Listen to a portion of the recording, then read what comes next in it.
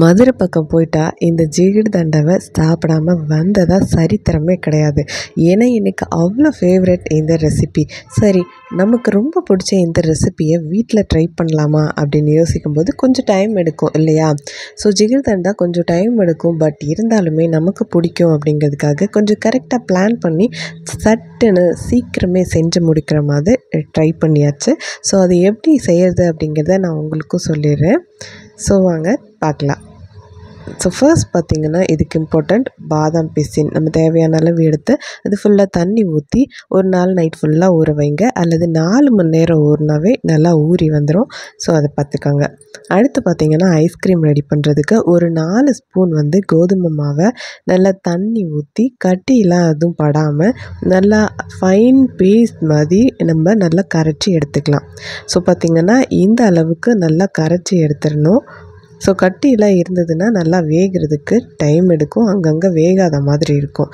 இந்த அளவுக்கு நம்ம கரைச்சி எடுத்துகிட்டு இதில் பார்த்திங்க அப்படின்னா ஒரு 1/2 லிட்டர் பால் நான் எடுத்துருக்கிறேன்.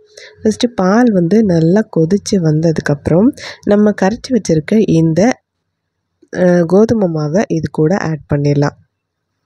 1/2 லிட்டர் பாலுக்கு 4 ஸ்பூன் கோதுமை மாவு கரெக்டாக இருக்கும். அதை கரைச்சிட்டு இது கூட ஆட் பண்ணிக்கோங்க. ஸோ இந்த கோதுமை மாவை கலந்ததுக்கப்புறம் நமக்கு பால் கொஞ்சம் திக்காக ஆரம்பிக்கும். ஸோ திக்காகும்போது நம்ம அதை அப்படியே விட்டுறாமல் அடி பிடிக்க ஆரம்பிச்சிடும். ஸோ கை விடாமல் நல்லா கிளறி விட்டுக்கிட்டே இருக்கணும். இந்த ஸ்டேஜில் கொஞ்சம் செக் பண்ணி பார்த்துக்கணும். ஸோ இதுக்கு ஸ்வீட்னஸ்க்கு தேவையான அளவு நாட்டு சர்க்கரையை போட்டுக்கணும். நம்ம நார்மலாக கடைகளில் பார்த்திங்கன்னா இந்த ஒயிட் சுகரில் இந்த சுகரை கேரமல் பண்ணி சேர்ப்பாங்க இந்த கலருக்காக. நம்ம கொஞ்சம் ஹெல்தி வேர்ஷனில் இந்த நம்ம நாட்டு சர்க்கரையை ஆட் பண்ணி நல்லா மிக்ஸ் பண்ணி எடுத்துக்கலாம். ஸோ நமக்கு ஐஸ்கிரீமும் இந்த கலர்லேயும் நமக்கு கிடைக்கும். ஸோ இந்த அளவுக்கு கொதி வரணும். இதுதான் இதோட ஸ்டேஜ். நல்லா கொதி வந்ததுக்கப்புறம் அடுப்பை ஆஃப் பண்ணிவிட்டு இதை எடுத்து ஆற வச்சுருங்க.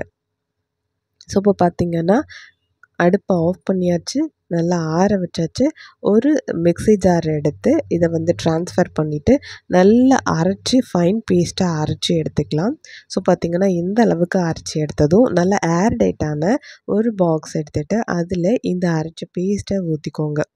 ஸோ ஊற்றிட்டு ஒரு 8 மணி நேரம் ஃப்ரீசரில் வச்சு ஃப்ரீஸ் பண்ணி எடுத்துக்கோங்க. சூப்பரான ஐஸ்கிரீம் ரெடி ஆயிரும். நீங்கள் இந்த ஜிகிர்தண்டாக்கு மட்டும் இல்லாமல் தனியாகவும் இந்த ஐஸ்கிரீமை ரெடி பண்ணி சாப்பிட்டுக்கலாம். ஸோ அதுக்கப்புறம் ஒரு சிரப் ரெடி பண்ணணும். 1 டம்ளர் தண்ணிக்கு 1 டம்ளர் நாட்டு சர்க்கரை எடுத்துக்கிறேன். இந்த கலர் நமக்கு இப்போ இம்பார்ட்டண்ட். ஸோ அதனால நாட்டு சர்க்கரை சேருங்க அல்லது வெல்லம் சேர்த்துக்கோங்க. ஸோ எல்லாம் நல்லா கரைஞ்சதும் ஒரு கொதி நல்லா கொதித்து வந்ததும் அடுப்பை ஆஃப் பண்ணி இறக்கி வச்சுருங்க. அடுத்து பால் ரெடி பண்ணுறதுக்கு 1/2 லிட்டர் பால் எடுத்திருக்கேன். அதை நல்லா கொதித்து வந்ததுக்கப்புறம் இதுக்கு நாட்டு சர்க்கரை தேவையான அளவுக்கு போட்டு இதை நல்லா மிக்ஸ் பண்ணி எடுத்துக்கலாம். ஏன்னா இந்த பால் ஊற்றுறதுமே இந்த கலரில் தான் நமக்கு இருக்கும். ஸோ அதனால கேரமல் பண்ண சுகர் சேர்த்துக்கோங்க அல்லது இந்த நாட்டு சர்க்கரை அல்லது வெல்லம் இதை சேர்த்துக்கோங்க. அப்போ தான் நமக்கு இந்த கலர் கிடைக்கும்.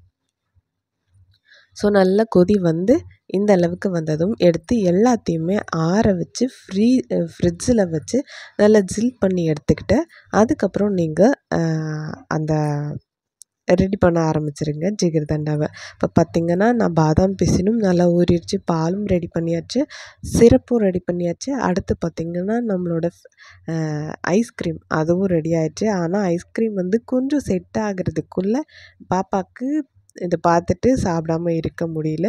ஸோ அதனால் அவளுக்கு மட்டும் கொஞ்சம் 1 டம்ளரில் ரெடி பண்ணி கொடுத்துட்டு மீதியை ஃப்ரீஸ் பண்ண வச்சிடலாம்.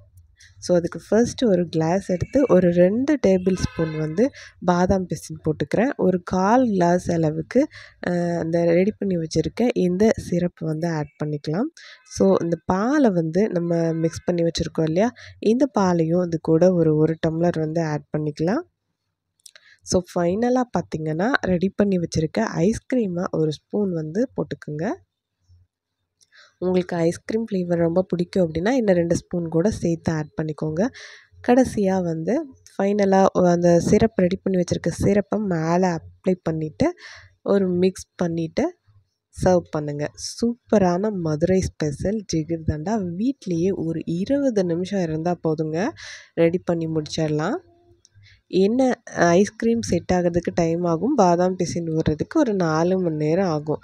அதை மட்டும் ரெடி பண்ணிட்டீங்கன்னா ஈஸியாக இதை வச்சு எடுத்துகிட்டு ஒரு அரை மணி நேரம் எல்லாத்தையும் கூல் பண்ணி ஃப்ரிட்ஜில் வச்சு ஜில்லுன்னு சர்வ் பண்ணுங்கள். சூப்பராக இருக்கும். சரி, அடுத்த வீடியோவில் நான் உங்களை பார்க்குறேன்.